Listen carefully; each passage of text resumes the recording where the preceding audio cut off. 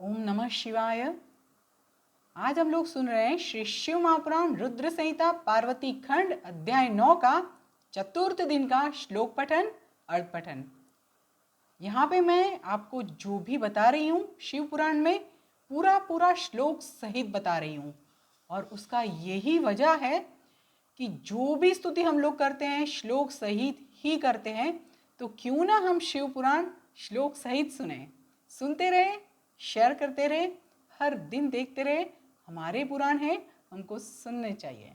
चलिए, ओम श्री गणेशाय नमः, ओम एम सरस्वत्यै नमः, ओम श्री सद्गुरुदेवेभ्यो नमः, ओम श्री स्कंद सहित उमा महेश्वराभ्याम नमः, ओम नमः शिवाय।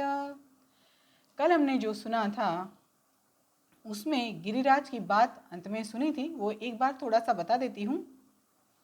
गिरिराज को भी, हिमालय जी को भी स्वप्न आया था जैसे पार्वती माता को आया था, और उन्होंने अपना स्वप्न अपनी पत्नी मेनका से बताया। उसमें उन्होंने बताया था कि हे मैंने, हे प्रिय, कुछ समय तक इस स्वप्न के फल की परीक्षा करनी चाहिए। इस समय यही उचित जान पड़ता है। अब आप इसी को मेरा निश्चित मत समझिए। उससे आगे आज का श्लोक पठन।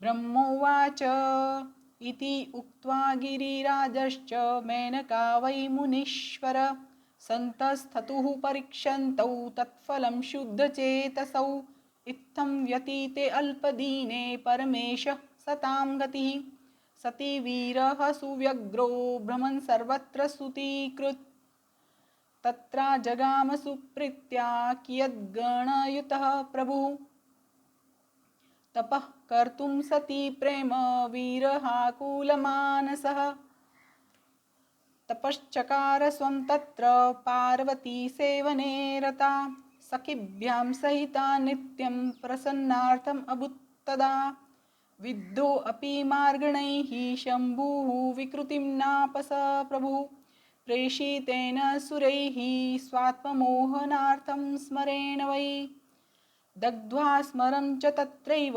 स्ववनीनयनेन सह स्मृत्वा मम वचः क्रुद्धो मह्यमन्तः दधे ततः कालेन कियता विनाश्य गिरिजामदं प्रसादितः सुतपसा प्रसन्नो अभून्महेश्वरः लौकिकाचारमाश्रित्य रुद्रो विष्णुप्रसादितः कालीं विवाहयामास ततो अभूत् बहुमङ्गलम् इत्येतत्कथितं तात समासाच्चरितं विभोः शङ्करस्य परं दिव्यं किं भूयः श्रोतुमिच्छसि।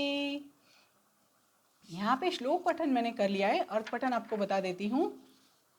ब्रह्मा जी बोले कि हे मुनीश्वर, यह कहकर, जो मैंने आपको आगे बताया, यह कहकर वे गिरिराज तथा मैना शुद्ध चित्त होकर कुछ काल पर्यंत स्वप्न फल की प्रतीक्षा करने लगे। इसके अनंतर अभी कुछ ही काल बीता था कि सृष्टिकर्ता तथा सज्जनों को गति देने वाले परमेश्वर शिव जी सती के विरह से अत्यंत व्याकुल होकर सर्वत्र घूमते हुए गणों के साथ तप करने के लिए प्रेम पूर्वक वहां आए। सती के प्रेम विरह में व्याकुल चित्त वाले वे वहीं अपना तप करने लगे। उस समय पार्वती अपनी दोनों सखियों के साथ उन्हें प्रसन्न करने के लिए उनकी सेवा में लगी रहती थी। उस समय उन आत्मस्वरूप शिव को मोहित करने के लिए देवताओं के द्वारा भेजे गए कामदेव के बाणों से विद्ध होकर भी भगवान शंभु विचलित नहीं हुए। अपनी नेत्राग्नि से कामदेव को जलाकर मेरे वचन का स्मरण करके वे वहीं पे अंतर्ध्यान हो गए। तत्पश्चात कुछ समय बीतने के बाद गिरिजा के अभिमान का नाश करके पुनः उनकी कठोर तपस्या से प्रसन्न किए गए महेश्वर प्रसन्न हुए।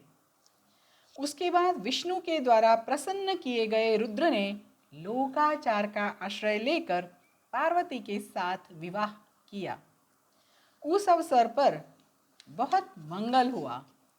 पुनः ब्रह्मा जी बोले, हे तात, इस प्रकार मैंने संक्षेप में विभु शंकर का अत्यंत दिव्य चरित्र आपसे कहा। अब आप और क्या सुनना चाहते हैं? यहाँ पे अध्याय 9 परिपूर्ण हुआ है। कल से हम लोग सुनेंगे अध्याय 10। सुनते रहें, शेयर करते रहें।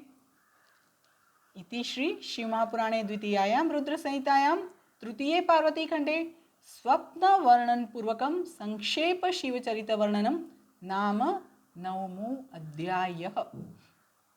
इस प्रकार श्री शिव महापुराण के अंतर्गत द्वितीय रुद्र संहिता के तृतीय पार्वती खंड में स्वप्न वर्णन पूर्वक संक्षेप में शिवचरित वर्णन नामक 9वां अध्याय पूर्ण हुआ।